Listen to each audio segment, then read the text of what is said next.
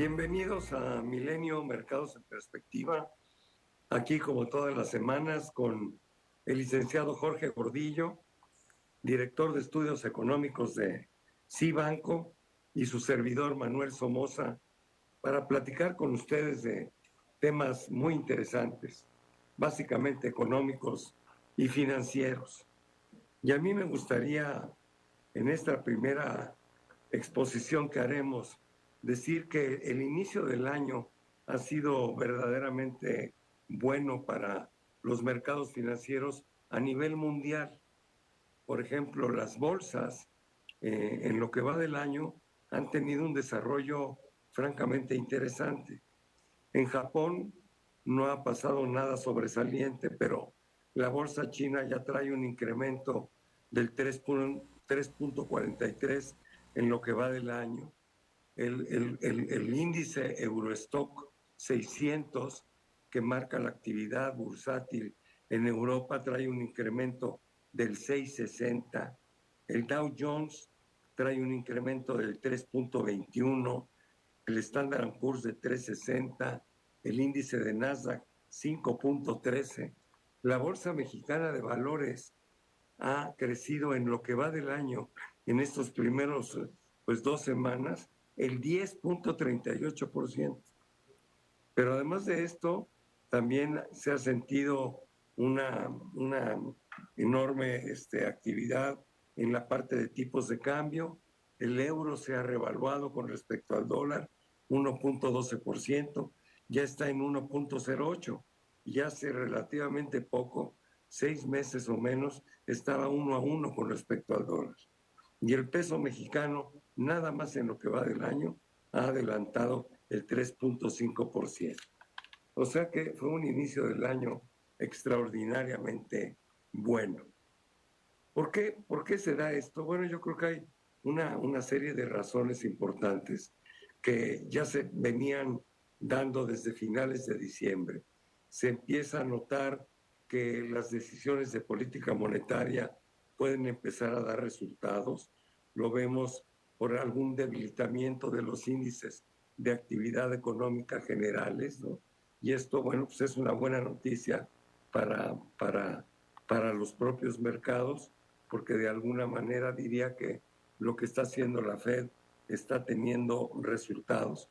Pero además había un dato muy importante que fue determinante para esto, y era conocer la inflación del mes de diciembre en Estados Unidos. Y marcó nuevamente una baja importante de la inflación nominal, que cayó del 7.1 al 6.5%, y una baja no tan importante de la inflación subyacente de 3 décimas, que bajó del 6 al 5.7%.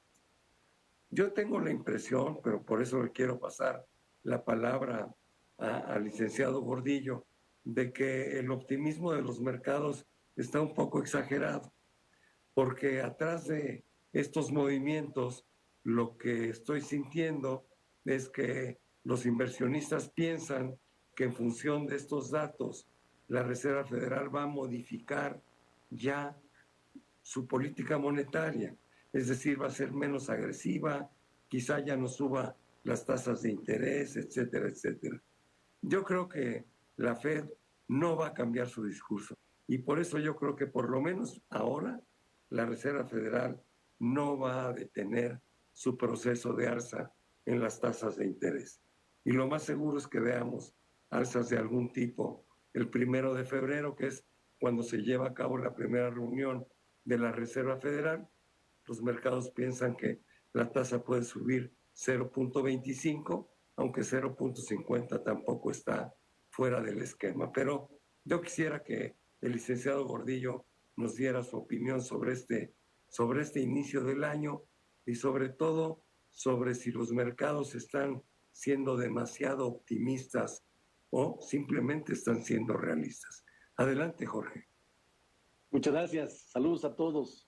Efectivamente, esta necesidad del mercado por encontrar nuevo discurso que ya tiene por mucho tiempo, los tiene amarrados y los ha golpeado por mucho. Todo el año pasado las bolsas fueron muy golpeadas por este ciclo de alza de tasas de interés, pero desde noviembre el mercado le empezó a apostar a que que este ciclo de alzas tasas de interés podía llegar ya a su fin, podía llegar en la parte última.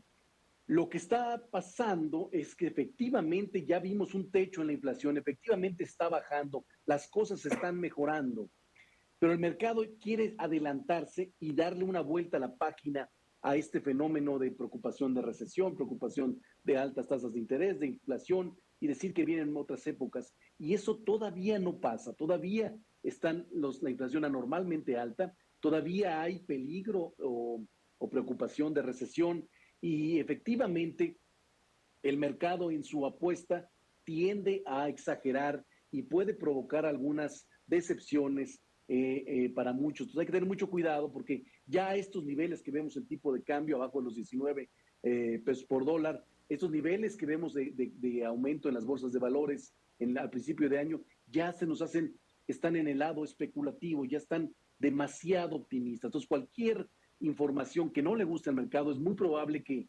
rebote. Todavía, por lo menos en el primer semestre, hay que vivir los datos y hay que plantear una recuperación, pero no tan rápida como lo hemos observado en estas 2 primeras semanas del año.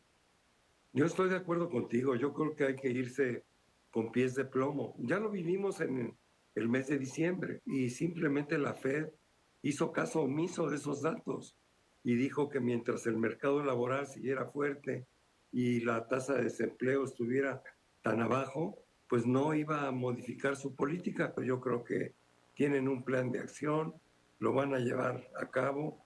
Creo que la tasa sí va a llegar cuando menos al 5% en Estados Unidos. Y bueno, pues eso, como bien dices tú, pues también va a poner a los mercados en una realidad un poco más, perdón por la redundancia, más realista, ¿no? Y lo mismo aplicaría también para México, ¿no? En México salen los datos de inflación no tan buenos como los que vimos en Estados Unidos.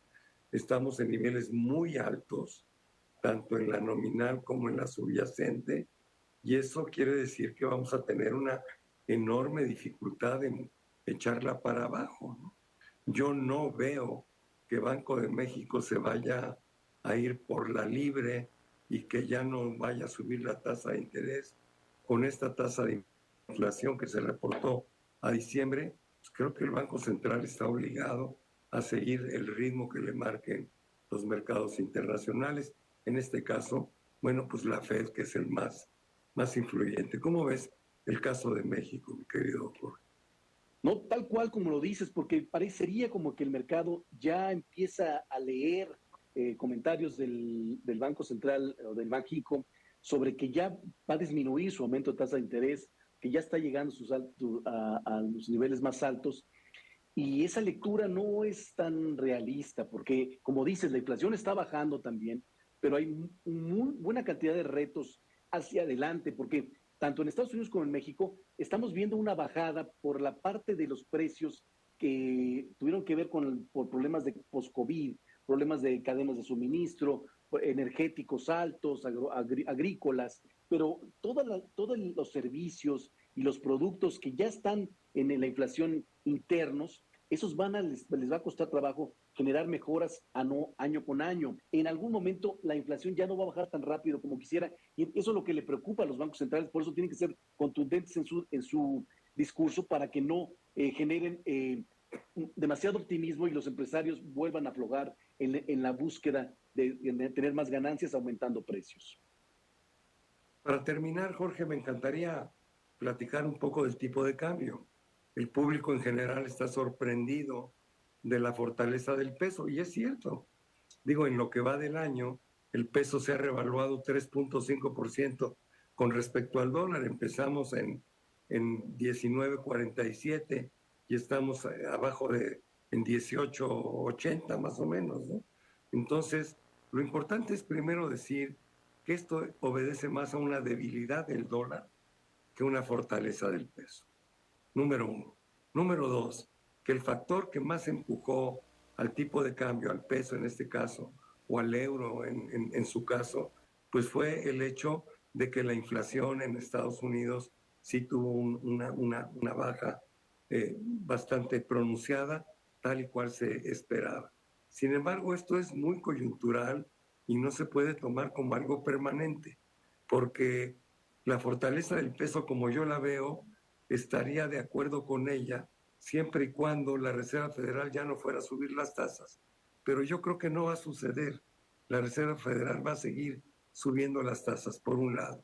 Y por otro lado, un tipo de cambio tan fuerte nos puede generar presiones de otro tipo en la economía, va a detener el ritmo de crecimiento, va a encarecer las exportaciones, va a encarecer en la parte de turismo. En fin, no es una panacea el tener un peso tan fuerte. Yo creo que nos convendría tener un peso más realista y que pudiéramos crecer a un ritmo más rápido. Con este tipo de cambio, la economía mexicana está sacrificando el crecimiento que ya de por sí se ve muy complicado para el 2023. No sé qué pienses. Ya para terminar tú, por favor. No, yo coincido contigo porque el año pasado hablábamos de por qué el peso se diferenciaba de otras monedas emergentes y eso tiene que ver por la estabilidad, cómo nos ven de fuera y el diferencial de tasas de interés y de inflación. Ahí sí, pero en estos últimos rallies tiene mucho que ver con lo que está viviendo todo el mundo. O sea, el inversionista está buscando rendimientos en activos con mayor riesgo y estamos incluidos ahí porque le está apostando a que un cambio en la política monetaria que no necesariamente va a venir. Entonces, este último rally sí tiene que ver con el exterior 100% a nivel general. Entonces, cuidado, porque cualquier percepción que cambie esta visión o esta apuesta al mercado puede por generar correcciones que no queremos ver. Y yo coincido contigo, tiene beneficios un tipo de cambio apreciado para la deuda, para las importaciones, para la inflación en cuestión de importación, pero en un contexto donde se viene una debilidad en la industria porque va a pagar la economía norteamericana, es doble golpe para las exportaciones, doble golpe para la industria mexicana. Pues así es, se nos acabó el tiempo. Muchísimas gracias, Jorge, pero sobre todo gracias a todos por estar con nosotros aquí semana a semana. Que tengan todos un magnífico 2023 y aquí estaremos próximamente con todos ustedes. Muchas gracias.